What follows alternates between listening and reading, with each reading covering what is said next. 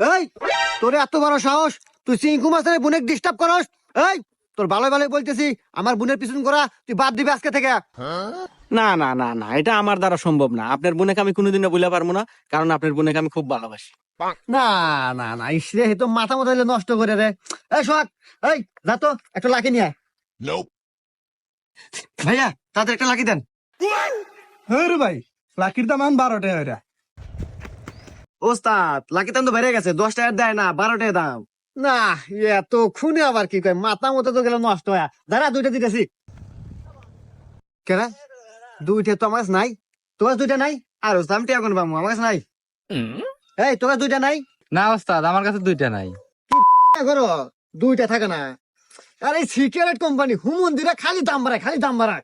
টেহা দুইটা আমার কাছে আছে, দে দে দে। দিবে আর পারি।